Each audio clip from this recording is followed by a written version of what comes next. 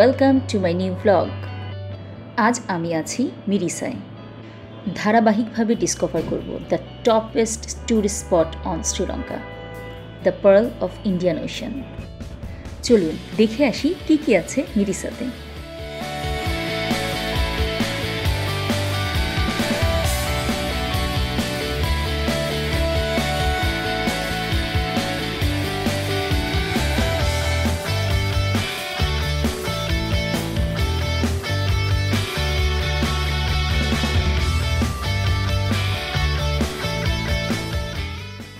শুরু করছি C turtle hatchery থেকে। এখানে পার পার্সন টিকিট ফি 2000 শ্রীলঙ্কান রুপি। আপনি যদি ম্যাপে শ্রীলঙ্কাকে দেখেন তাহলে খেয়াল করবেন শ্রীলঙ্কা একটা মুক্তার দানার মতো ভারত মহাসাগরে অবস্থান করছে, আর মিরিসার অবস্থান শ্রীলঙ্কার সর্বদক্ষিণে। সো মিরিসার সবটুকু সৌন্দর্য ইন্ডিয়ান ওশানকে ঘিরে। শ্রীলঙ্কানরা বেসিক্যালি মেরিন লাইফস্টাইলে অভ্যস্ত। এই হ্যাচারিতে মূলত সি টার্টলকে রক্ষণাবেক্ষণ করা হয়।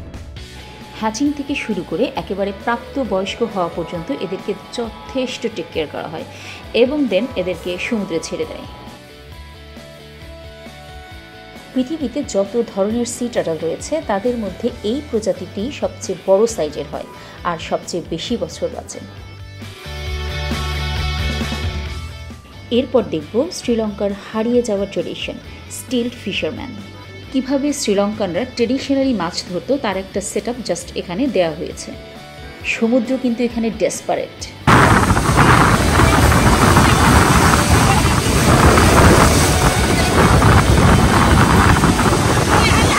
আদি শ্রীলঙ্কান, স্পেশালি সাউথ কোস্ট শ্রীলঙ্কানরা এভাবে কাঠের ফ্রেমের উপর বসে হাতে বানানো বড়শি দিয়ে মাছ ধরত। দিনভর তারা এরকম ছিপ ফেলে বসে থাকত। এখন এগুলোকে সাজিয়ে রাখা হয়েছে ট্যুরিস্টদের জন্য। এখানে বসে জাস্ট ছবি তোলার জন্য ওরা আমাদেরকে প্রথমে চার্জ করলো $500, বাট ভালো রকমের দামাদামি করতে পারলে এই কাজ আপনি $100 করতে পারবেন। সো অবশ্যই এখানে বসার আগে ওদের সাথে টাকার ব্যাপারটা সেটেল করে নেবেন। যদিও বা চার্জটা একটু বেশি, but believe me the experience will amaze you.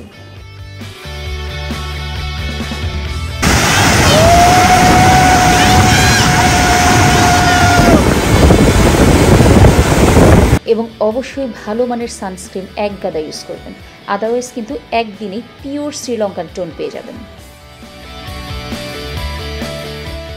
কাটুকা ঠিকমতো বুঝে পেলে স্টিল ফিশারম্যানরা বেশ মাইডিয়া টাইপ হয়।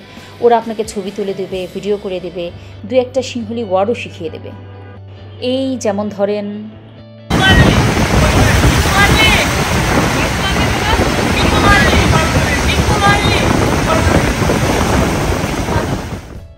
মিরিসার আরেকটা বড় অ্যাট্রাকশন হলো wild watching point.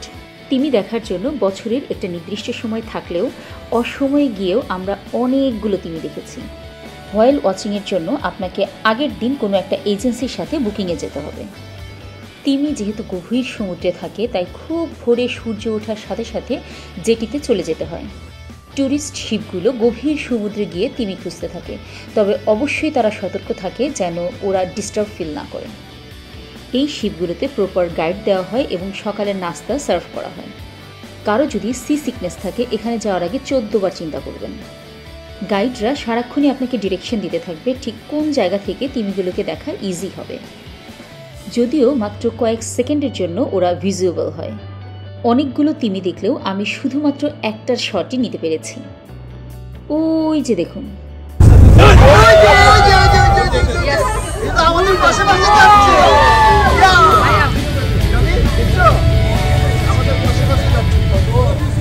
I swear that was a goosebump feeling.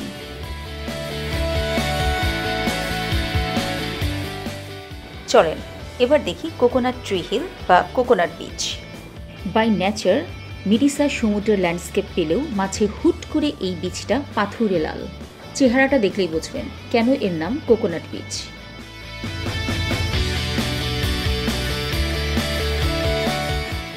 ছোট্ট একটা টিলা টাইপ পাহাড়, বাতাসের গর্জন, বড় বড় পাথরের চাই আর আছড়ে পড়া ঢেউ।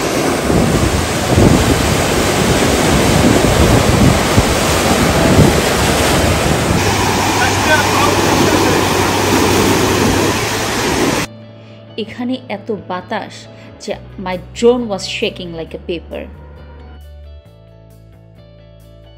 This is the hidden gem of Mirisa. It's called Secret Beach. মজার ব্যাপার কি জানেন, এটা একটা ন্যাচারাল জাকুজি। এই স্টোনের ধারগুলো দিয়ে যদি আপনি বসে থাকেন তাহলে সমুদ্রের প্রচণ্ড স্রোত এসে আপনাকে ধাক্কা দিবে, বাট আপনি তলিয়ে যাবেন না, লাইক ওয়াটার ট্রিটমেন্ট। এখানে আসার পর আমার প্রচণ্ড মন খারাপ, কজ আমি এক্সট্রা ড্রেস আনিনি।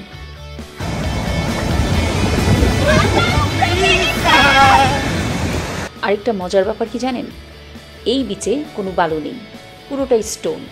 কিছুক্ষণ হাঁটলেই আপনার ন্যাচারালি পা পেডিকিউর হয়ে যাবে।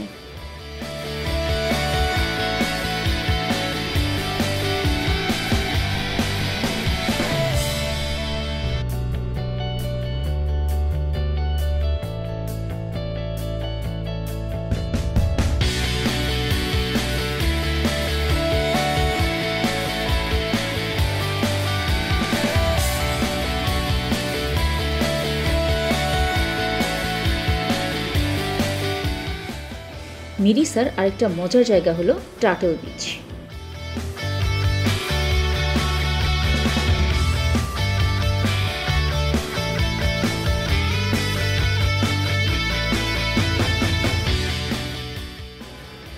এইখানে প্রতিদিন একটা নির্দিষ্ট সময় সি টার্টলরা বেড়াতে আসে এবং তারা বেশ হিউম্যান ফ্রেন্ডলি।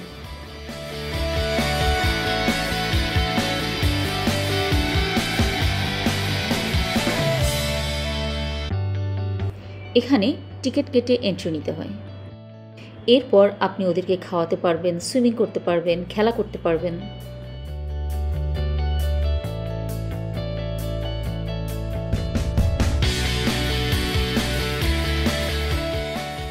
ওই যে দূরে দেখছেন, ওটা হচ্ছে ফ্রগ আইল্যান্ড। এটা আরেকটা বিচ। এখানে শ্রীলঙ্কার একমাত্র ন্যাচারাল পুল আছে।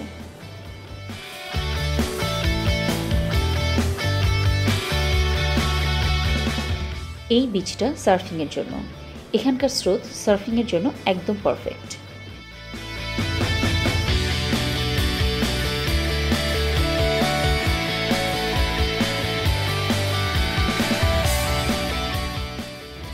মিরিসাতে আমরা স্টে করেছিলাম 2 রাত 3 দিন, বাট অনেস্টলি এখানে আসার পর আমার মনে হয়েছে 1 সপ্তাহ সময় নিলে সবগুলো স্পট আমি টাচ করতে পারতাম। ও, স্টেইংয়ের কথায় মনে পড়ল, মিরিসায় আমরা কোথায় ছিলাম তা আপনাদের সাথে শেয়ার করা হয়নি।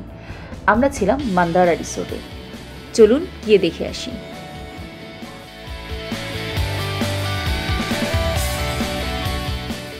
এই হচ্ছে মান্দারা।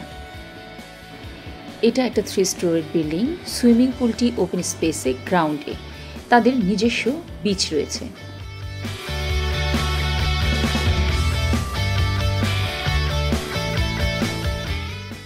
এবার কিছু দুঃখের কথা শেয়ার করি। শ্রীলঙ্কার ফুল ট্রিপের মধ্যে আমাদের সবচেয়ে বাজে এক্সপিরিয়েন্স গেছে হোটেলগুলোতে। আমরা বাংলাদেশের একটা বড় এজেন্সির সাথে ডিল করে শ্রীলঙ্কার ট্রিপটি ফাইনাল করি। ট্রিপের আর সমস্ত কিছু কনসিডার করলেও হোটেলগুলো ছিল নাইটমেয়ার। এগুলোর মধ্যে মান্দারা আর কলম্বোর গ্র্যান্ড বেল হোটেলটা মোটামুটি জাতের ছিল, বাকিগুলোর এক্সপিরিয়েন্স জাস্ট হরিবল। আমি জাস্ট এজেন্সির নামটা স্কিপ করে গেলাম। They are quite renewable company, but the আর্নি is they charged us huge. Anyways, থাকার কষ্টটুকু বাদ দিলে শ্রীলঙ্কা ট্রিপ ওয়াজ অ্যামেজিং।